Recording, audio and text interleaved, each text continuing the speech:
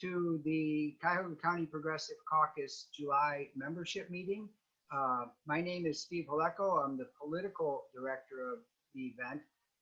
Before we get started, though, I want to introduce Deb Klein, who is our main tech person and makes these Zoom meetings go. Good evening, everyone. I just want to explain, everyone is going to be on mute when we get to the part where we're going to ask folks for some feedback and questions and answers. You can either put it in the chat and Keith Wilson will read the questions out of the chat, or you can raise your hand. I'm not talking about this. Go on down to the reactions and there's a raise your hand feature down there. So you'll be put up in the queue and it's a lot easier to be able to see when people want to ask a question. And I'm going to turn this back to Steve. Steve is going to tell you about some links that you're going to receive in the email coming up. One of the things that we found throughout the course of way too many Zoom meetings, I hope we're back to live soon, is that links in the chat don't work too well because folks are trying to get to the link and watch the meeting and so forth. So the links I'm going to talk about here at the beginning of the meeting, we are going to send to you in an email tomorrow. Not sure if it's going to be morning or afternoon, but what we have to do is download your email addresses from Zoom and then we'll get you the links that way. There's going to be 5 different links. And the first one is to join the Cuyahoga County Progressive Caucus. So we always get a few people who are not Ccpc members that come to the meetings, which is great. So if you're not a member and you want to join, membership is free. That would be really great. The second is a donate link. Now, those of you that are regular Ccpc members, you know that we are all volunteer funded, all volunteer staff. We need money to keep our office open, to run our software, et cetera, et cetera, et cetera. And we depend on small contributions from folks like you. So, you know, if you have a little bit extra cash and you see the donate link, please click it.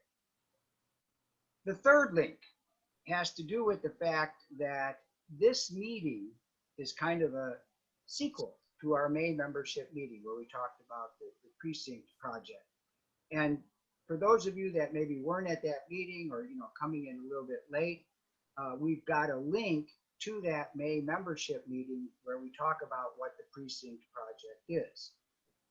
The fourth link is going to be to a video of this event in case you have to leave early or if you want to forward it to a friend or if you want to see, you know, little details of the discussion that we're going to have later. The last link is to our featured event next week, and that is the Ccpc Cleveland Mayoral Candidates Forum. That's going to be next Monday, July 26th at 7 p.m. All 7 of the candidates have confirmed participation, so you know that should be a great event. And even if you don't live in the city of Cleveland, you might want to check out that because whoever wins the mayor's race in Cleveland is very important to all of Cuyahoga County. Speaking of that forum, if you are a Cleveland resident, we are going to do most of our city council endorsements and our Cleveland mayoral endorsement shortly after the forum. And you'll be getting a separate email which says Ccpc Cleveland Municipal Elections Endorsements. Please, you know, make an effort to vote on these endorsements if you are a Cleveland member. All of our endorsements are done by a vote of our membership. And every time we do an endorsement vote, if it's a big one in Cleveland or like the 11th Congressional District, we hope we have maximum participation so that the endorsement is a true reflection of what our membership is thinking. If you live in University Heights, Shaker Heights, Cleveland Heights, or East Cleveland, at the beginning of August, we will have a few more suburban endorsement votes. We've done a lot of them already, but we endorse after the filing deadline, and those suburbs have an August 3rd filing deadline, so that's why we're doing those endorsements now. Sort of on the back burner, and something to keep in mind as we head into fall, are two very bad things that are going on in the Ohio General Assembly. One is voter suppression, House Bill 294. We expect they're going to pick that up when the General Assembly resumes in September. And then a huge number of anti-protest bills. We're going to be on top of these and ask you for some action steps. And on your calendar, if you can mark the date September 22nd, there's going to be a major rally, lobby day in Columbus concerning the anti-protest bills. And of course, we'll get you that information as soon as we get it. And please keep in mind, some of the other projects that we have going. Clevelanders for Public Comment needs your help to continue to put pressure on City Council to do the right thing and allow public comment. And Citizens for a Safer Cleveland. We got the good news a few days ago that that is going to be on the ballot in the fall. And for those of you that may be unaware, that's a ballot initiative which is going to give civilian oversight to the police department, or some additional civilian oversight. So, we're going to be working very closely with the organizers of that initiative to help make sure that it passes. So before we get to the main meeting, just a recap of the May meeting. And the reason we're going to include the video in the email tomorrow is there's a lot of detail that we won't have time to go into again tonight. But to make a long story short, what we want to try to do in next year's Central Committee, Precinct Committee elections is get as many progressives elected as possible and try to influence A, who the party chair is, and B, what we can do to make the party more progressive. Now, directly tied in with that is the next person we're going to ask to talk, the 11th Congressional District special election, which, as you may know, is getting, let's just say, very heated.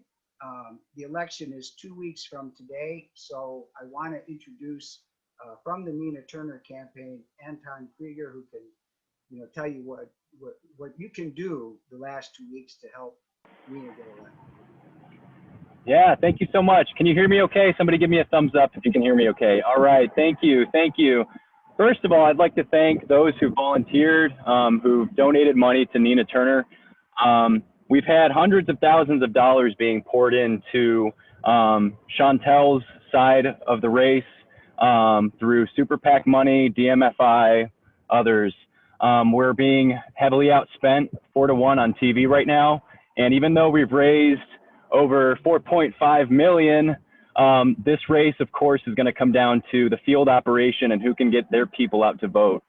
So I wanted to tell you a little bit about get out to vote in these next 2 weeks. What I'm going to do is post some information, my phone number and the link, our Mobilize link to sign up to get involved with Nina Turner. I just wanted to say, if you can give even an hour or two next week or the week after that to make phone calls, to knock on doors, that would be a huge help. I'm sure most of you have heard that AOC is coming to town this Saturday to help knock doors with Nina Turner. That's going to be in the Mobilize link. Keep an eye out for it.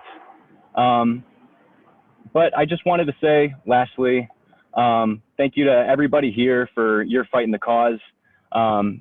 If there's anything that you guys need for your communities, whether it's turf or yard signs or something, please go ahead, shoot me a text or give me a call at that phone number. But that Mobilize link that I sent out is sacred. The more signups we get, the more people we get knocking on doors and making phone calls is going to make all the difference in this race. Last time I checked, Nina Turner was up by only 7 points in the last poll. So we really need to seal the deal. This is no done deal. and I'll hand it back to Steve. Thank you very much for having me on today. Just a quick note, what Anton said about the big event this Saturday with AOC coming into town to canvass with Nina. You can also find that near the top of this Thursday's Ccpc news and events. And we have the links and locations to canvasses in Cleveland Heights, Cleveland Ward 14, Euclid, and then the end of the day is a phone bank with our brothers and sisters from SEIU 1199 at Shaker Square. Did I get that right, Anton? You got it. Clear, crystal clear. So All right. Thanks for having me on, everybody, and hope to see you out on the doors and on the phones in these next couple weeks. All right, thank you, Anton, and good luck with your work schedule the next couple weeks. I know it's going to be very hectic. Next up, I want to introduce CCPC member and Cleveland Ward 16 Democratic Club President Dave Brock.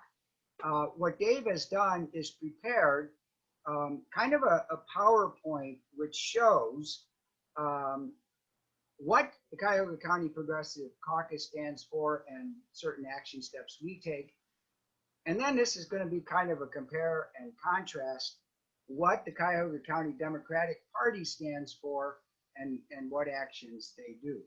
Just a quick hint on the Cuyahoga County Democratic Party sign, there's going to be a lot of blanks, and we're going to ask for your input to help fill in the blanks. Dave, go ahead. Right, that's right, Steve. Thank you very much. I just a prologue to this. Really, my interest in this started about 2 years ago when myself and fellow CCPC or Nora Kelly, the great Nora Kelly, and I said, boy, wards in West Park, Ward 16 and Ward 17 should really work together next year, meaning 2022, to get turnout high. And for whatever reason, Wards 16 and 17 have traditionally not worked together. And that's been true in many neighborhoods in the city. So we put this together, and we got, of course, other fascinating people involved, Paula and some of the others. And we ended up hitting, I think, between Ward 16 and 17 alone, close to 40,000 doors. And turnout was up in both of our wards. So we were happy with that. But at the same time, we were able to see what the party was doing. This was started by the grassroots people. The party was occasionally there to help us when we asked, but they were doing nothing of their own along these lines. So that's where I started looking at this and wrote some semi-critical things about the party itself in January and then again in May. And Steve contacted me and said, boy, Nina and Deb and Keith and I are trying to figure out ways to restructure the party, the county party. And so I've joined in on that, and that's where we came up with this notion of a PowerPoint. I hope, can we all see the PowerPoint, right? Yes. Thank you, Deb. So as Steve said, what we want to do is see where, go through the caucus's platform, essentially is really the 7 planks of the Progressive Caucus's platform, and see where the Democratic County Party aligns or does not align in practice, right? With what they do in practice more than even in theory. And that's where we're at. You'll see a few overarching themes, I think, throughout this, and that's something we'll want to emphasize moving forward as an organization. Exactly like Steve said, how do we make the party more progressive, basically? And another overarching theme is the current situation with the chair of the party running for Congress, as we're all just learned more about, and the executive vice chair, the number 2 person in the party running for mayor, has left the county party rudderless, completely rudderless. And we've seen some of that with the purging in the party that's happened lately. So that's why it's really more important than ever, I think, in many ways, that this be tackled successfully. Also, you see, I put here, this is sort of my own terminology, the toppling of inertia. So many people within the party are inactive, don't care, or want things to remain the same. And that's what we're confronting as well throughout this process. So again, the basic planks of the Progressive Caucus are all revolve around justice, economic justice. This is what we're calling for, a minimum wage in line with the current efforts to secure a $15 minimum wage, equal pay for women, stronger protections for workers overall, benefits for workers, including unions, and efficient public control over public utilities, is something CPP being just one example of this here in the city of Cleveland.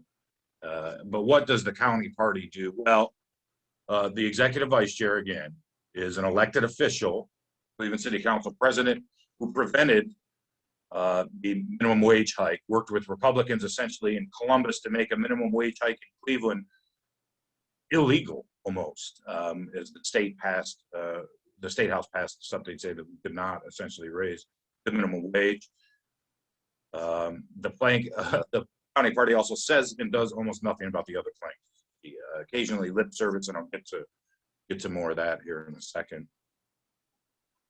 Is someone going to interrupt if there's questions? Is that right, Deb? No, we're going to wait till the end. The very end? Okay. Yep. Environmental justice. I'm sure a lot of us are familiar with why we're progressives in the first place. So these are the planks, again, the tenets of why, what our goals are. The vice chair, again, this is just by happenstance, these are alphabetical. The executive vice chair, Kevin Kelly, led the opposition to the bag ban on city council, which was late 2019, early 2020. And that was essentially the kibosh was put on that. That's just but one example, again, of an elected leader from the party stopping something. There's been really no mention by the county party. The city of Cleveland, the biggest city obviously in the county, has abolished its recycling program. All 7 candidates running for mayor have made promises, some possible, some not, about what's going to happen, but the county party has not stepped in. I mean, the biggest city here no longer has a real recycling program, which is a shame. Also, we're finally seeing movement on the redesigning of the lakefront, including Burke. Most of the candidates for mayor are even open now to doing something with Burke besides having it be an airport for rich people. A number of different things can happen that would benefit the environment, from wetlands. And let's face it, our greatest asset here in Cuyahoga County is Lake Erie. And the county party has taken almost no stance on any of this. International justice. Right. We call for actions that allow non-citizens basically a pathway to citizenship, which the National Party does call for. The DNC, our National Democratic Party, calls for this. The local party, again, never steps in, never weighed in on this issue, is rarely involved from a visibility standpoint at any event here, calling for international justice or for aiding refugees, which there are quite a few here in Cuyahoga County. We also want to see, of course, participation and turnout in the electoral process increase, as we know, involving voting, registration, voter turnout, and obviously what's taking place in the 11th Congressional District right now gets at the heart of this issue about big money and dark money in politics, which we're trying to remove. If I can add to that, Dave, Yeah. Because, one of the things that, since we began in 2016 that we've been trying to get the Cuyahoga Democratic Party to understand is, they will say they want maximum voter participation and turnout, but they cannot just come to voters at election time and say, hey, vote for us because we're not the evil Republicans. And just in the first few slides that you've shown, thinking of how big the Fight for 15 campaign was in the city of Cleveland and how many people supported it, and the fact that in 2016, working towards a $15 minimum wage was actually on the Democratic National Committee's platform passed at the convention that summer, but silenced. Okay, some support would have been very helpful. The plastic bag ban. Now, we realize the County Democratic Party can't get involved in, the environmental problems and climate change around the world, but that's something that, they could have been involved with. So, you know, if the party wants to maximize turnout, they have to be involved in issues along the way as well. Yes, thank you, Steve. Incredibly well put and spot on. When it comes to these sorts of political justice, as I already mentioned last year, 2020, nearly every effort was led by a grassroots get out the vote effort by county residents with modest assistance from the former executive director of the county party, who don't necessarily hold him responsible. This year, question mark, as you see, I don't know what the county party is doing with the vice chair and the chair consumed by their own races. There's been no one to take any real steps towards DOTB. We're not even able to talk about things like deep canvassing, which the party should be doing, right? And I'll hit on this a little bit more at the end. But we should be preparing for this year's municipal elections, right, which we're not. And we should be preparing most definitely as the biggest Democratic party in the state for next year's, right, statewide, legislative and statewide elections. And there's been nothing taking place in terms of the Ccbp here. And as we're well versed on what's taking place in the 11th district when it comes to curbing, this is really, to me, Exhibit A today and what's taking place. You also see, by the way, I know some of us were at some of these events. The Ohio House Democratic Caucus put up sort of these pop-up events throughout parts of the state. Dayton, I know, Cleveland, of course, Toledo. I think they were going to go to Youngstown. They were going to come back to. These are these events in opposition to House Bill 294, right, which takes voting rights essentially away, right? It violates basically every tenet of democracy that we believe in. The Democratic Party, the County Democratic Party, had no one at any of these events, including the one downtown, a matter of blocks almost. So that's a shame, obviously. David, there's a Yes. question I think might be relevant right now. Michael Yes. Dover asked, can you expand on the purge? He heard rumors, but he wanted to know more. Yeah, the purge was, and I think a lot of other people on here know just as much, if not more, about it. It was the rationale for it still hasn't been cogent as far as I'm concerned, but this notion that particularly in the city of Cleveland, mostly in the city of Cleveland, people were purged from the executive committee, and they have since been reinstated. I think some of the arguments by the county party was that people didn't pay their dues, essentially, blah, blah, blah. But I think, and Steve, you could probably address this even better. I think, and Nora, if you're on, I think that, Steve, do you have anything to add, basically? No, except, you know, when I initially saw that, I thought it was because, you know, they didn't pay their dues. But what they've done in the past is right before an endorsement vote, they would send out a notification to executive committee members that are going to vote on the affected endorsement that says if you want to vote on the upcoming endorsement, you have to pay your dues. But in this case, like, people's names just disappeared, okay, and they were given no notification. So I think the explanation, you know, because if you look at the list of people that are purged, a lot of them were Chantel Brown supporters, as well as, you know, some progressive caucus members. I think the explanation may be simply incompetence. You know, that, like, you know, they don't know, you know, didn't know what they were doing, but they have restored most of them. So I think that issue is something that's sort of been resolved. I think it's a little bit more complicated than that, but it might warrant a longer conversation with folks that are interested in additional background. Just the 30-second thumbnail is there are 450 elected executive committee members and 350 appointed. And folks did provide, city and ward leaders provided recommendations in December, and then nothing was done. And then all of a sudden, a couple months ago, some, but not all of those appointed executive committee members were purged. And it was uneven because some communities remained whole. So I think there, there could have been some administrative incompetence, but I think there was also likely some other stuff happening given that it was not done across the board, if that makes sense. Yeah, that's my read on things as well, from what I've heard.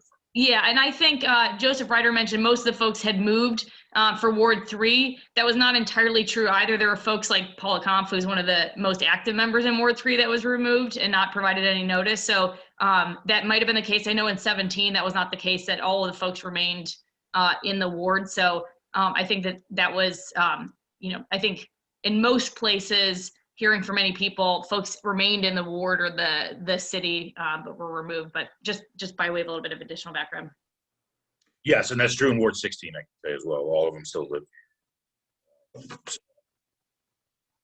When it comes to racial justice, one of our tenets, of course, is to vigorously prosecute police for wrongful, something that has happened in many urban areas across the country and here, and what the Cuyahoga County Democratic Party has offered on that can generously be referred to as crickets, mostly silence on this issue, of course, and we know that. So, like Steve was for a Safer Cleveland committee is going to be on the ballot, so the city will be voting on that. So that'll be a real test of where we stand as a city on this issue and what the party should be doing, but we know what they could be doing already. Here we go, social justice, which sort of piggybacks along with racial justice, equal rights and opportunities, really for all, and particularly the most vulnerable amongst us in society. My argument has been really that the Cuyahoga County Democratic Party misses golden opportunities to identify with these movements and maintain at least some semblance of positive visibility. The number of BLM events that have taken place in the city, you've never seen anyone from the county party there, or a county banner or anything of that nature, or really any references to this, at least not in the past 6 months. I think early in the George Floyd situation, the county party did do something. So basically, you're probably wondering what exactly the county party does do, and I'm asking this question seriously. As I pointed out, the party's visibility is largely limited to social media, and the missed opportunities have really been endless over the past 5 years, I think, in ramping up visibility, which is a relatively easy step to take. I studied the first 2 weeks of July. Their Twitter and Facebook feeds. Their Twitter feed, for example, contained 65 tweets the first 2 weeks of July. 57 of them were retweets. 3 of them were this statement that we all heard about, which gets back to the purging. And then 5 were original tweets promoting Democratic clubs and meetings throughout the county. But what the party really does, it seems, at this point, is they provide access to Vote Builder, right, which a lot of us have utilized for voter contact until the endorsement process. Then they rip it away from those who were not endorsed. They are, as I put up here, a retweeting machine. And basically they support entrenched people and organizations holding power for power's sake. That's sort of how I view it. There are several affinity groups, of which the Caucus is one of them, along with Stonewall Democrats, Cuyahoga Democratic Women's Caucus, so on. Some of them are doing, like us, are doing the Lord's work, so to speak. But some people involved in the county party and some of those affinity groups are more interested, it seems to me, with maintaining the status quo than in genuine change of any kind, or even being active. And that's where I get my Irish up, so to speak. So what are some of the things that we think the CCDP should be doing? Well, improving visibility, which is relatively easy step. Greater partnering, and we've talked about this. It wouldn't be difficult for the Cuyahoga County Democratic Party to hold symposiums with the Sierra Club, for example, to team up with a BLM if necessary, whatever it may be. But there is so little of that in this county that it's a real shame. And symposiums, for example, or whatever it may be, events can be great avenues towards greater visibility as well, going to people outside of this political structure. And I'll get more on the party structure here, but really what the party should be doing is registering new voters, organizing, deep canvassing like I talked about, getting out the vote, And these things really aren't happening, unfortunately. And if they are, I don't know necessarily who they're benefiting. And last, I think the party should be involved in defining what a Democrat is and branding what a Democrat is. I think today, we'll talk a little bit more about that, but I think today we've ceded a lot of the ground to conservative elements in the state who are able to define what a Democrat is themselves, because we're doing some of these other things right here in the state. So what do we want? Essentially, a full-time paid chair who is not an elected official. And the bylaws of the county party really do allow for this. And we've looked into them, Steve and Keith and myself and Deb and Nina have really looked into those bylaws, and we're already able to do this, but instead we have a chair and a vice chair who are running for office, and no one is running the store, to be, for all intents and purposes. We also believe that every central and executive committee member should be held to task, quite frankly. Precinct captains are the ones who should be identifying volunteers and foot soldiers, for example. Here in Ward 16, as the president of Ward 16 Democrats, I could say probably near 50% of members of the Central Committee have never been to one of our meetings. I've met most of them, but often that's through happenstance, me knocking on their door to make sure they're voting. And it really is a shame where there are people who would like to be more active. The only difficulty here is how do you hold them, the committee members, accountable? That's something we'll have to deeper into as we move on. And of course, we want to end party endorsements during primaries. Internecine fighting it really has to end. And the best way seems to be eliminating the primary endorsements altogether and the pettiness that's often associated with them. And by pettiness, I mean things, even Tony Brackatelli, Cleveland City Council member, is not allowed to get the endorsement of the county party. While I am not supporting Tony Brackatelli, he's just one of the more obvious examples. Also, the 11th Congressional District, things are going to get incredibly ugly there. And that scars from the battle taking place in the 11th District are not going to heal anytime soon. And it is not a good look to be heading into statewide legislative races next year as we're ceding ground, as I said, to conservative elements in this state to win elections, to govern, and allow what, their definition of a Democrat, which socialist, which would, whatever, is what they're trying to do.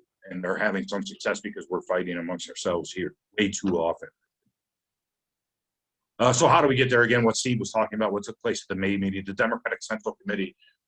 If you're not on there, you should certainly consider looking into it. And this is something I know Steve is going to continue to talk more and more about before those elections, which as of right now are probably going to be in May. But with the census being sort of postponed, we're not sure, but probably in May.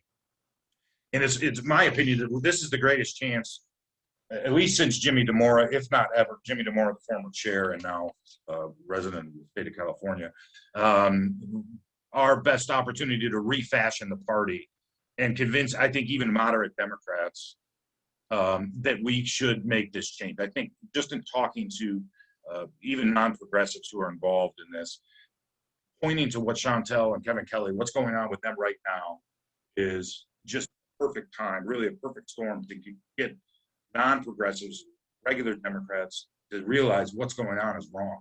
And the Democratic Party is really doing nothing here in the county that is in any way beneficial.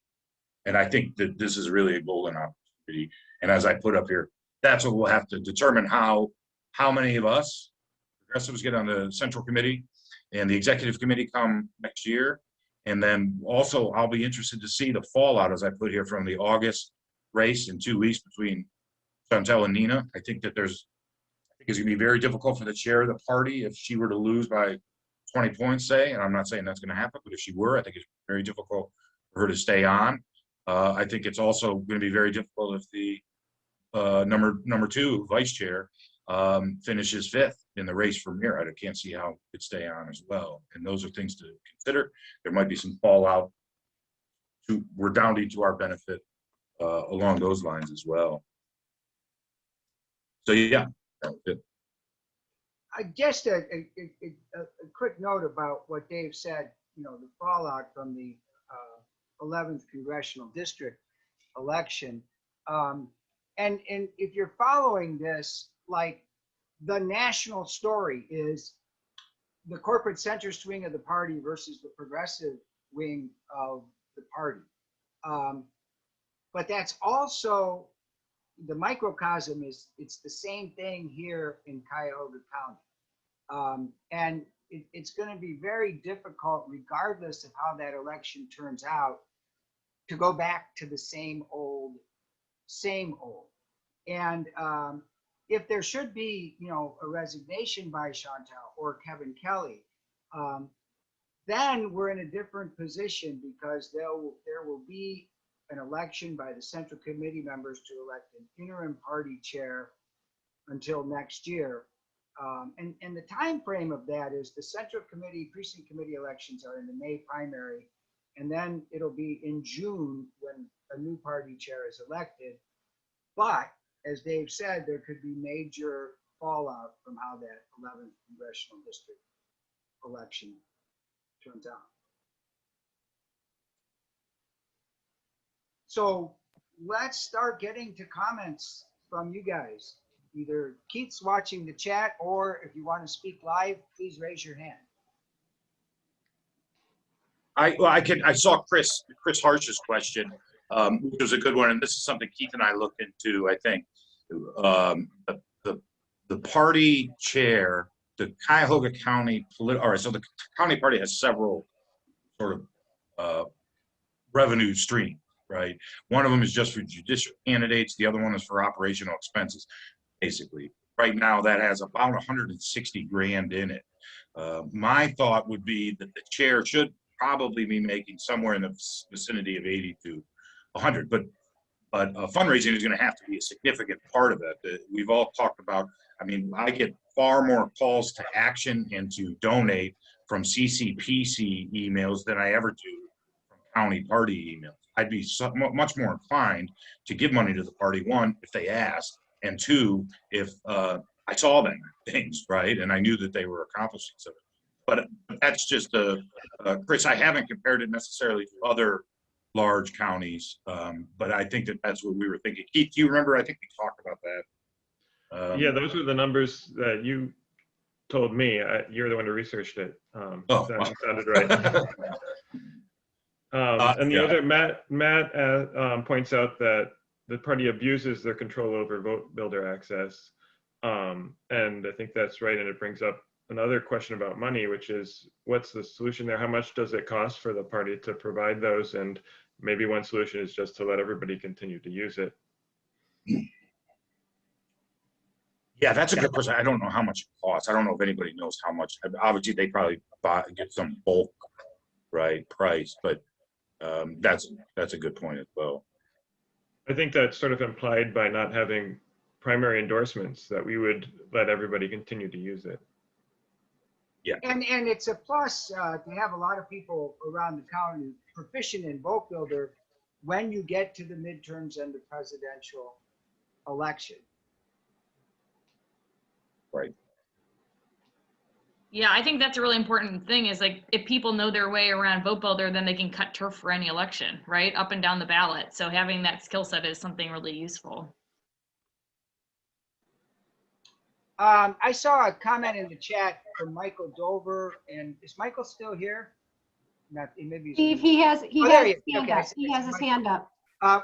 Were you going to ask about how to get involved in Bracknell? You have to unmute, Michael. I was going to ask about that, but I didn't want to bother the whole body with that. I'll track that down if anyone wants to contact me. I guess I wanted to reinforce that I like what I heard about the point of the general election and thinking about 2022. I'm somewhat of a neophyte to electoral politics here in Cleveland, other than I supported Jennifer Bruner for state senate for the senator in the primary a couple of years ago, and I worked for Obama both years intensively. But since I'm in Brighton, I don't get involved too much in the city politics. But I guess here's my concern. I started getting in touch with all the people who ran for state senate here in Ohio after the last election. I talked with like about 8 or 9 of them and emailed with them. My concern was we don't have a statewide plan. And we're going to lose next year the Senate race and the governor's race and everything else if we don't do something. And my analysis was that the local Dems don't seem to care about voter registration and turnout, because they have their little fiefdoms and they're perfectly happy getting reelected. And, you know, that's true in East and it's true in West. And I'm so glad to hear that we want to emphasize this. But so specific questions. Can we commit to really support, assuming Nina wins in the general? Although, full disclosure, I'm supporting my old friend Shirley Smith in the primary. I think we really need to have a plan to really take the general seriously, to try to dampen down, the Republican vote in the 11th district, to try to build Black-Jewish unity like in Georgia, and really find a way to get the job done, or we're going to be dead in the water statewide. I'm so inspired by all the city council candidates, the matriots, and everything else like that. And we have a real opportunity here to make a difference. And that's why I keep paying my dues and trying to find time to come to the Progressive Caucus meetings, and looking forward to remaining involved. So I don't know what we can do, but I'm hoping that we keep that big picture in mind. Fiefdom's a perfect word, I think, Michael. Perfect word. There's about 100 of them in the county. Go ahead, Keith. I want to answer that a little bit, which is part of what we're going to be campaigning on as we run for precinct leaders, is that this really matters because of those general elections. It's been said many times that Ohio Democrats depend on turnout in this county. And so that's a lot of what motivates me. And I think that's what's going to motivate people to run and to vote for our precinct leader candidates. Chris Harsh asked, how many votes are needed in the Ccbp to alter the rules? I'm not quite sure. What I believe it is, Keith. Now, right now, if you get 60 Central Committee members to propose a rule change, then it goes to the entire Central Committee to be voted on, okay? Now, what would happen is they would call a meeting, and then it would be a majority of the Central Committee members that showed up to the meeting, as long as it was a quorum. So it's just half. And remember, right, Steve, that the current bylaws allow us, even if all we can accomplish is to make the chair, I mean, obviously there's a lot we want to accomplish, but to make the chair a full-time paid position that isn't held by an elected official, that's already written in the bylaws. That's acceptable. And I think, Steve, that's a slightly different way. I don't think you need 60 people to propose that, do you? No, it could be done by 60. In fact, we had discussed that, in meetings among the Progressive Caucus Central Committee members a few years ago. But I think a rule proposal can be done by the party chair and vice chair, and then voted on by the Central Committee.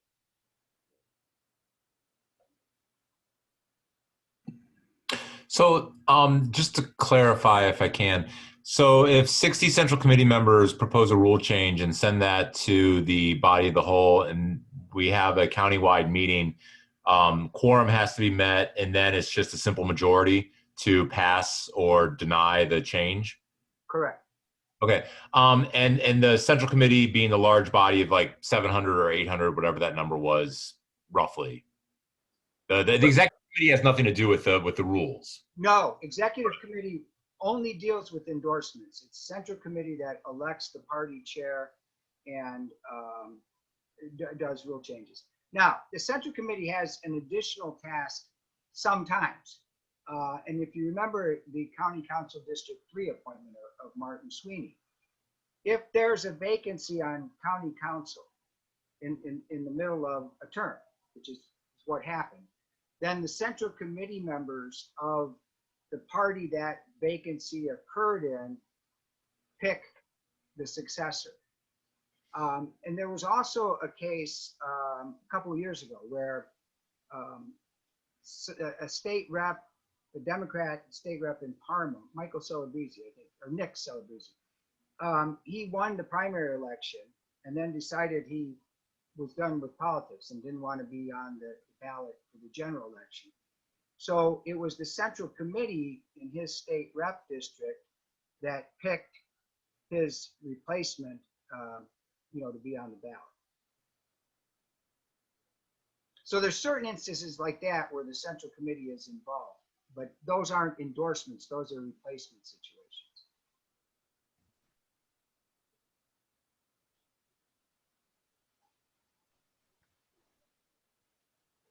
Glenn, go ahead and ask your question. Sure, it's more of a comment.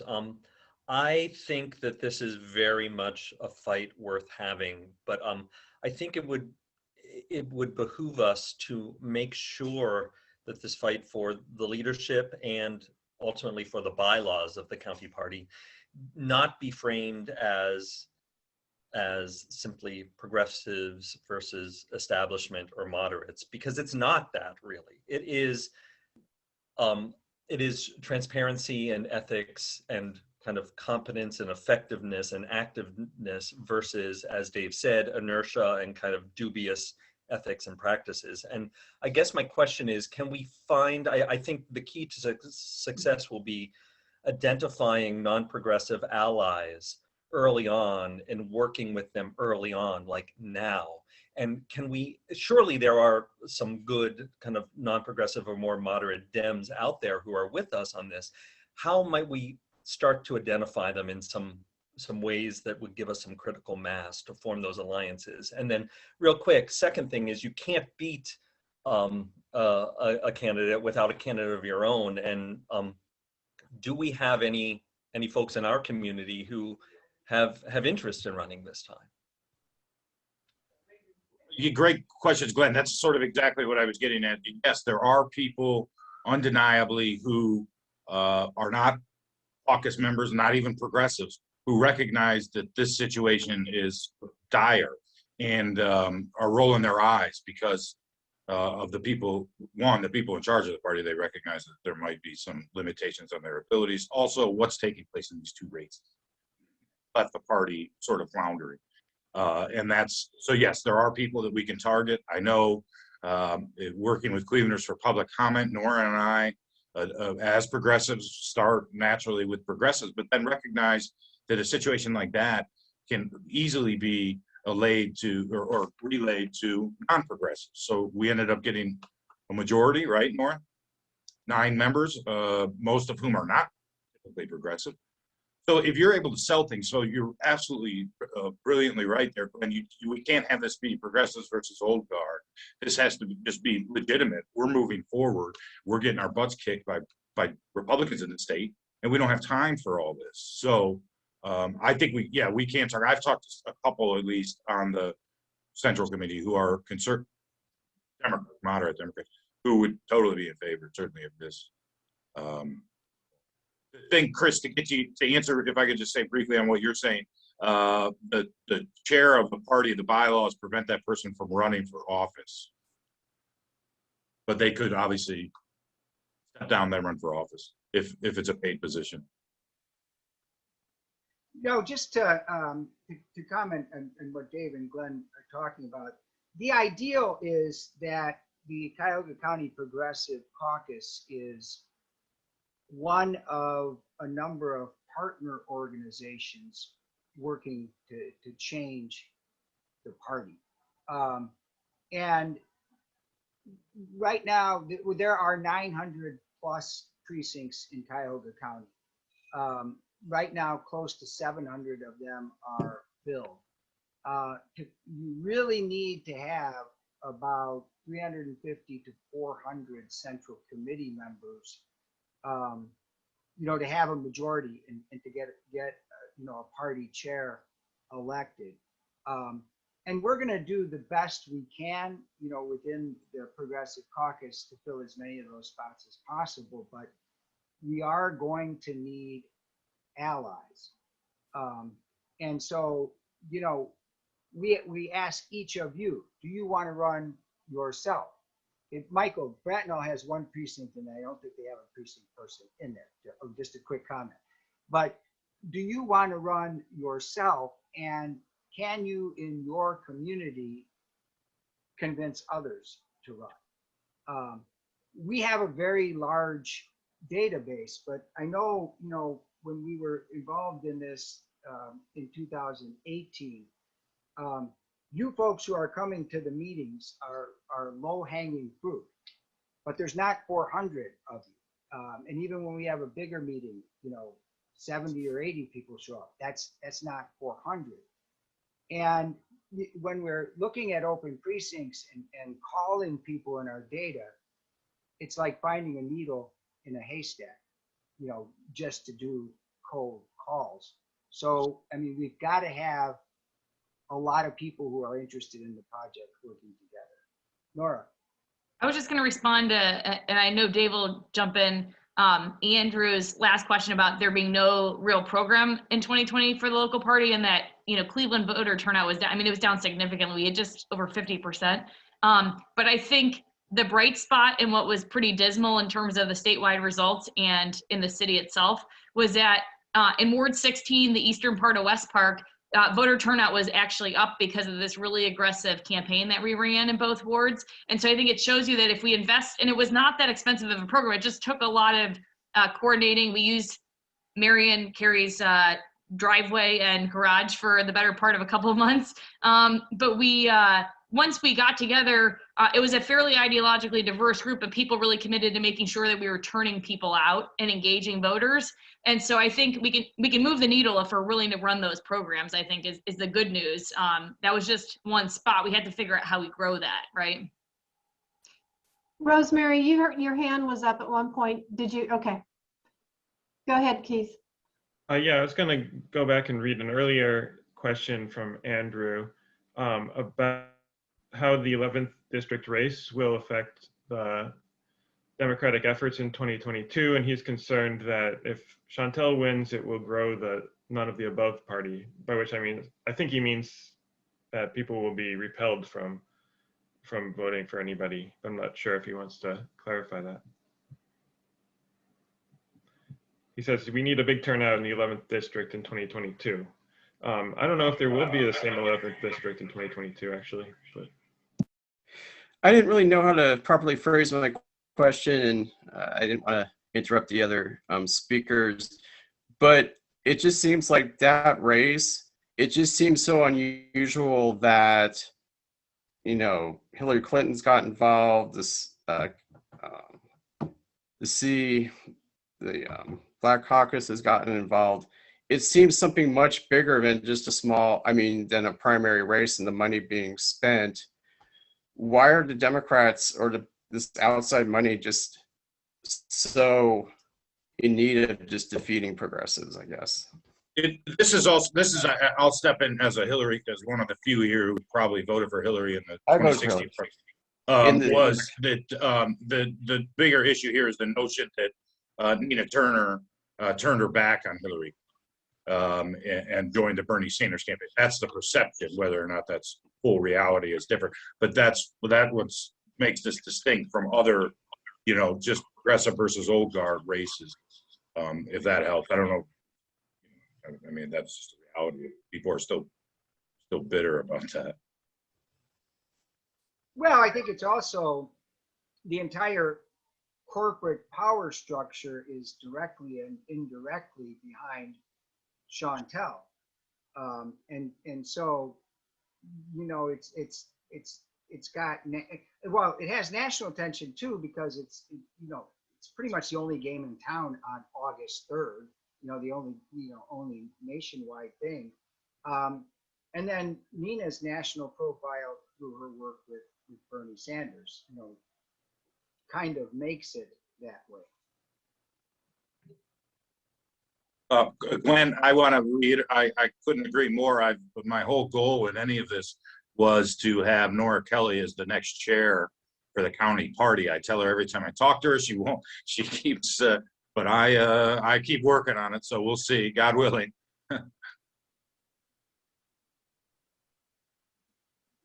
And Holiday, thank you. Steve mentioned at the outset, you recently moved here from California. I see your comments, and we couldn't agree more. One of the things Nora and I, our group, did last year was really look into new voters, first-time voters through the data, and we reached out to them originally with some postcarding in addition to the targeting we were doing. So yeah, we're firm believers in the fact that people moving into urban areas in America today are more likely to be progressive. Yes. So great point. And people do love you. I read you, even though you're new. I think also just some mixers at a bar or something. I could help plan that too. I know that might be a way to, we're all looking for something to do, a way to meet people, might be a way to grab them. Wow, great idea.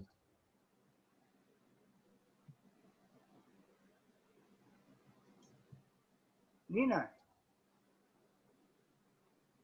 Getting back to Glenn's comments and yours, Steve, about allies and joint efforts with other organizations, could you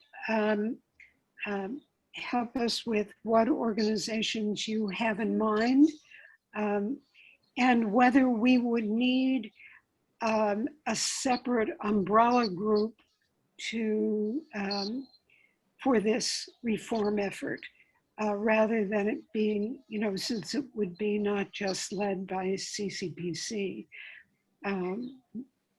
would we need a temporary umbrella group coalition? Yeah, well, I mean, informally, yes. And, when we were working with Trevor Elkins in 2018, that's kind of, what happened. We got several unions, to get involved, and that would be the ideal again. But I have to talk to Trevor, and he really working for Nina's campaign.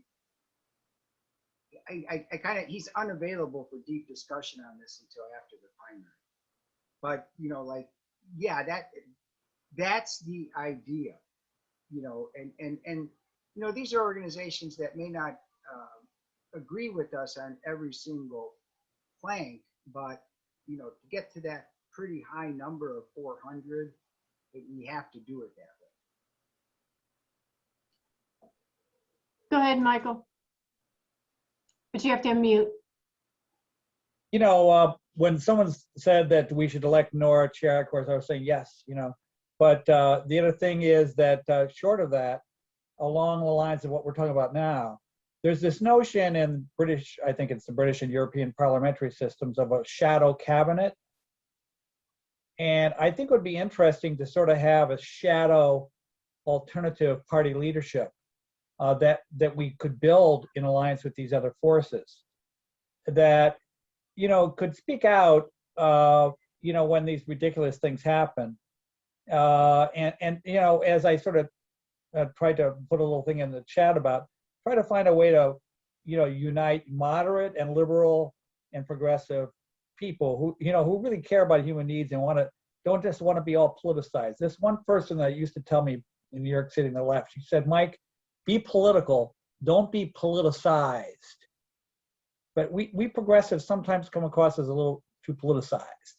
And so we have to find a way to show, hey, we care about what's happening in our communities. And other people do too. I really liked, I think it was Steve or somebody else said that. This is not all about political differences. It's about, democracy and politics and, effectiveness and, and that sort of thing. So yeah, maybe some kind of shadow cabinet would be a good idea.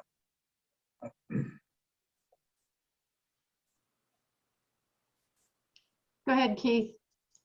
Yeah, I was going to read Jennifer's comment. She agrees with Andrew's comment about David Pepper back because the Cleveland vote was down in 2020. And she thinks that affiliate groups around here don't seem to consider this to be an issue, which I wonder if other people have had the same experience, because I was hoping that we could use that as something to campaign on, because I assumed that people did consider it an issue if they were Democrats, but maybe I'm wrong about that. Well, several people, including Sam Allard, wrote pieces castigating essentially city leadership for the lower turnout in 2020.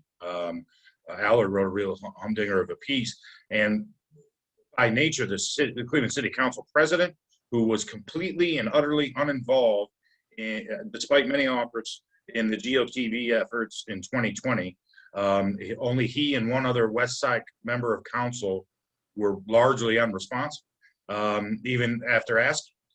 So I think that you need to point the finger at where it needs to be pointed, and it's him.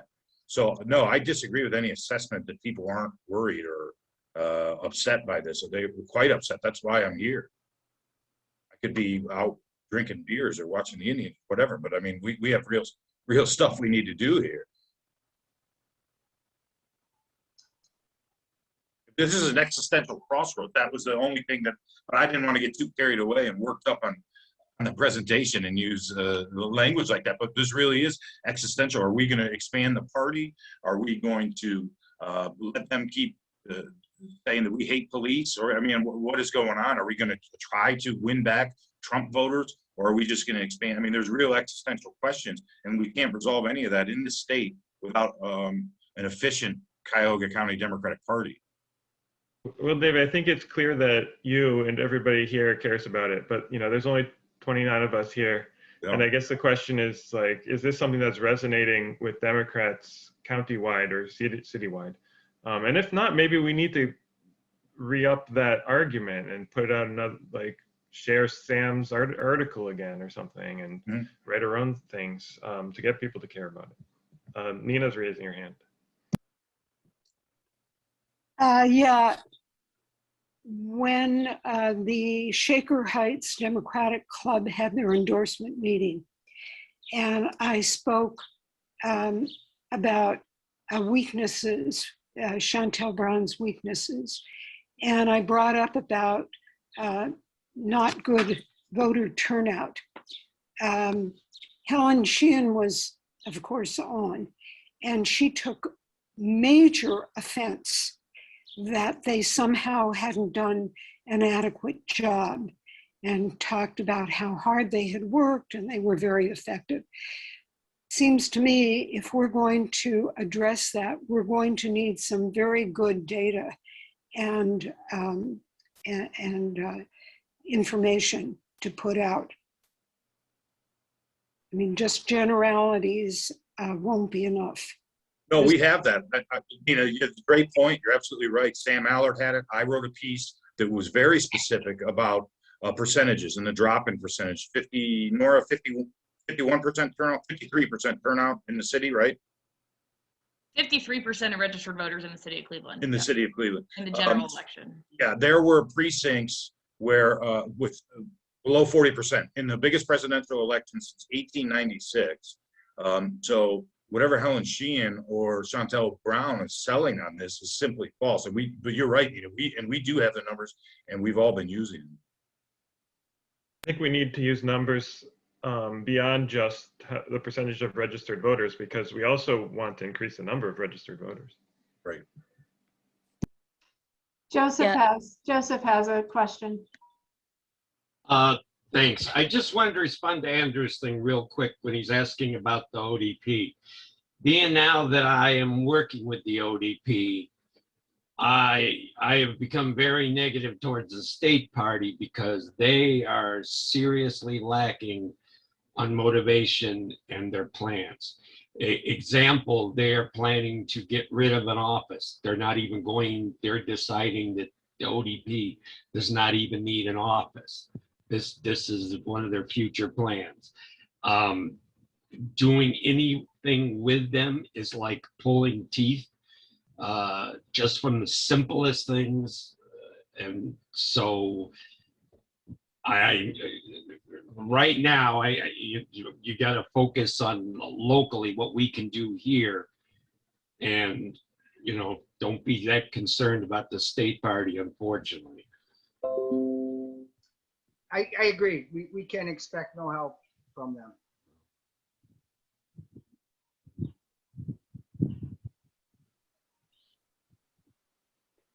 Great point, Andrew. By the way, if you need to, instead of maybe making your own, there is someone on this call who's very good at making these flyers. Matt, I don't know if Matt's still on. Matt Coons made ours, right, Nora? Very good. So consider, you know, maybe you don't have to make your own next time.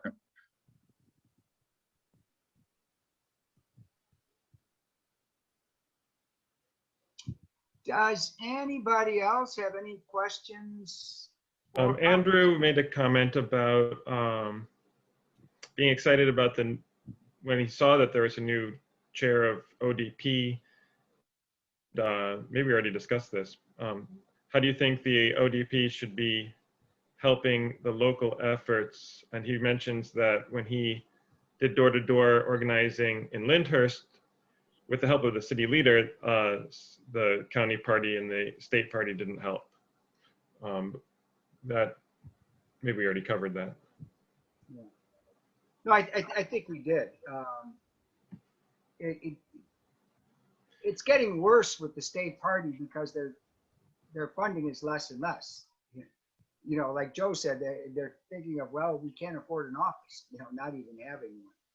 Nora, did you want to comment? Yeah, I was just gonna, and this is not to overblow like what we did in West Park the last cycle, but I think I think what's encouraging, and I think Marion and Dave would be helpful if you jumped in. Once we developed a plan with a group of people and had a lot of people engaged, there was a high level of energy and people wanted to plug in. So it was just a matter of building that infrastructure that the people were happy to show up. So I think a lot of this is, if we build it, they'll come. And like we had, you know, we were clear about what the goals were. People were invited in. There was an easy on-ramp to get involved. We made sure to check in with the volunteers, and it just felt like, I feel optimistic that if we build some of this, that we will be able to really activate folks. I don't know if Marion or Dave, you know, had a similar assessment. I would just add, you know, copy Nora on that's correct. And that I don't know if anybody else or how many are old enough to remember, but the county party used to have big meetings like down at the zoo.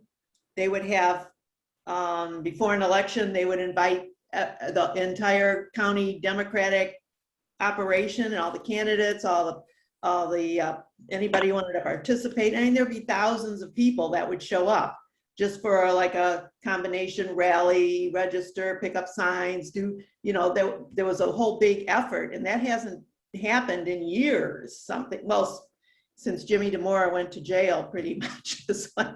But be that as it may. Yeah, I think that maybe if once we get out of this COVID business and things will be a little easier to operate, we can do more things. And the one, and I'm sorry, I think it was Holiday who mentioned having like a get together at a bar or a location where, you know, you can. It's a little easier to get kind of in that rally mood or rally mode and fired up kind of thing. So I think, and as far as the state goes, the Cuyahoga County's got to carry the state. If there is no Democratic Party in Cuyahoga County, forget the state. So if the county party can be shored up, and I think it can, then I think we can go back and reestablish at the state and get them a little stronger. But there's, till we get Cuyahoga County up and rolling, I don't think there's much hope for the state at this point in time. Right, that's right, Miriam. Visibility is one of the key issues, I think, and that's, you're exactly, even before COVID, there was just a paucity of appearances by the so-called Democratic Party in the county. Mm-hmm. I don't know if that was their strategy or not, but you know, keep control in the hands of the few instead of the many, which seems contrary to democratic principles, but to me, that's what I saw. Well, you know, it's not necessarily a strategy, but somebody mentioned the inertia. You know, the inertia is like that as well. Go ahead, Glenn.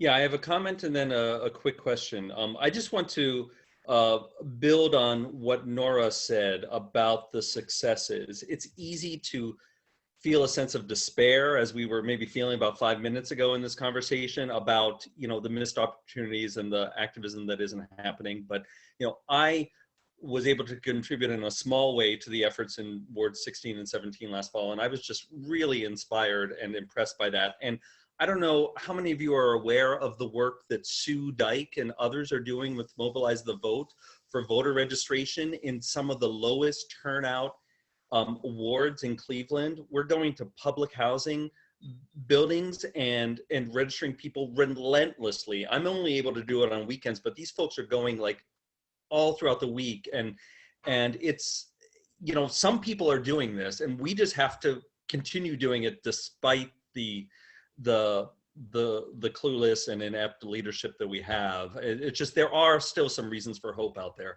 So that was my comment. The question I had was for Joseph about the Ohio party. I don't know much about the state party, and I'm not happy to hear your perspective. My question is just, are some of these changes related to the new chair, or are they kind of despite her?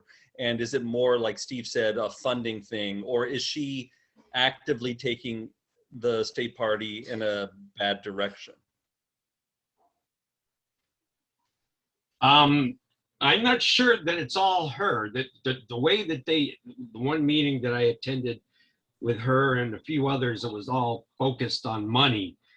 It sounded like the prior party had got them in all these lease issues with all the property, and they decided that we might as well not even have a place. It would save the party money. Also sounded their coffers were pretty low.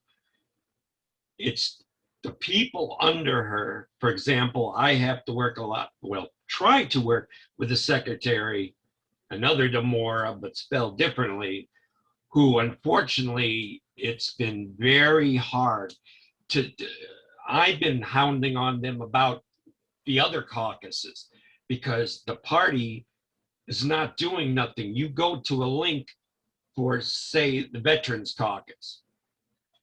You get a link from the party that shows info. We have to get people elected in 2016. They don't even update. There was 8 weeks that there was nothing even updated on their social page. I was hounding him about that. So I keep getting told, hey, we're rebuilding. We got new people. Be patient with us. The last time I had a complaint, I went straight to Liz. And I do have to admit, the next day it was taken care of. And I had been trying to get the secretary to take care of it for weeks. I'm not sure how he felt about me going over her head, but I just decided I'd had enough. So I'm hoping things improve. I mean, I hope it's not like us pretty much being the only Democratic part left of the state. You know, I mean, I'm hoping that the state moves on and helps the counties get focused, but, you know, we'll see.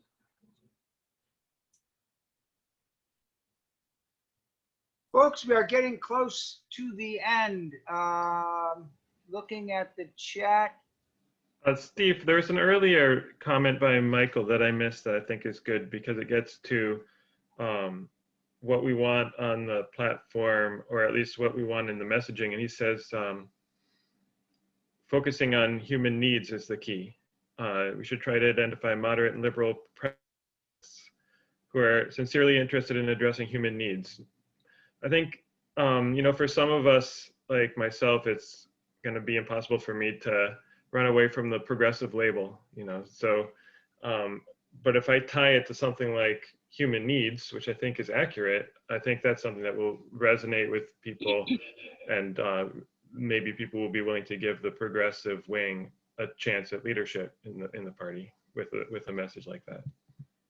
There's a few more messages too.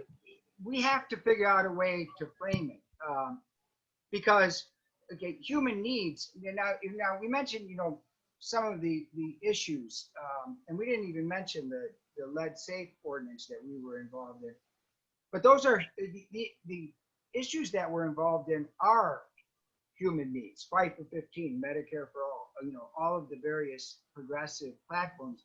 And, you know, polls have shown that folks who don't identify as progressives, agree with us on those issues.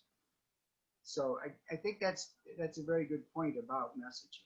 And I think Alan makes a good point about saying the precinct captain should be doing the work, not just there to vote for the party chair and the vice chair. So, I mean, if we can get people to understand what we're even doing, we can say, hey, I'm here to vote for the party chair, but more than that, you're going to hear from me again over the next 4 years.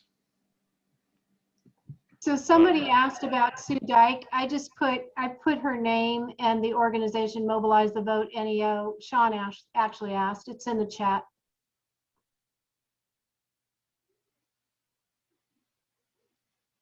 Oh, Sean had a comment as well, but I'll let Nina, I see Nina raising her hand. Is there going to be a Labor Day parade and the festivities at Luke Easter Park this year? And if there is that an opportunity to do outreach? I would say that could be an opportunity. Does anybody know if that parade is on? I don't know if that parade's on, but we did a West Park voter registration at the neighborhood festival of Hooley, Dave and I and some other folks before COVID. So it was a really good way to have conversations with folks. Yeah. Right, and it's again about visibility, and we're going to try to do that here in West Park, Jefferson Rocks, West Park, the concert series. We're going to try to do that. There's 4 Thursdays in August, and rock superstar fan Steve Aleko will even be there rocking out to his favorite band. But that's just it. I mean, at least we can be visible there and do outreach, even if most people are registered. It doesn't matter. Nora made it fun when we did the Hooley Fest here. We did a straw poll on who people were voting for president in the Democratic primary. And P.S. in West Park, Bernie won. He did win by 1 vote over Biden, as I recall, didn't he? Yeah. In 16 or 20? 20. Oh, okay. But I was just going to say one other thing. This was sort of an add-on to what Michael said in terms of looking at what happened in Georgia. I also think part of what we need to talk about is Wisconsin. They were able to flip Wisconsin back in the industrial Midwest, and Michigan. So we can do this. We just have to have a plan, and we have to stay at it. And so I think that there are reasons we have to keep people optimistic that we can do it here, right? Right.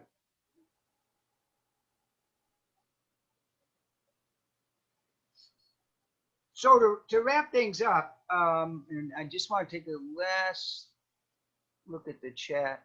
I don't see anything new. Thanks for coming tonight, folks.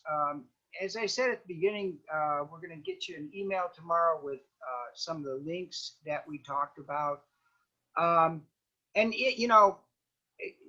As I said, this is a kind of a sequel to the May meeting.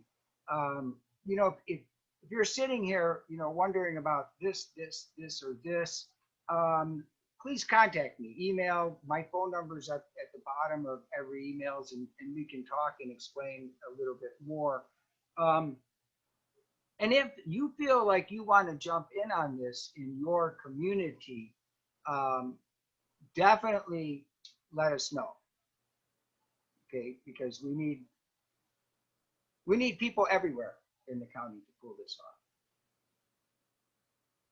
Again, folks, thanks, and hopefully we'll see you all next Monday at our Cleveland Mayoral Candidates Forum. Good night.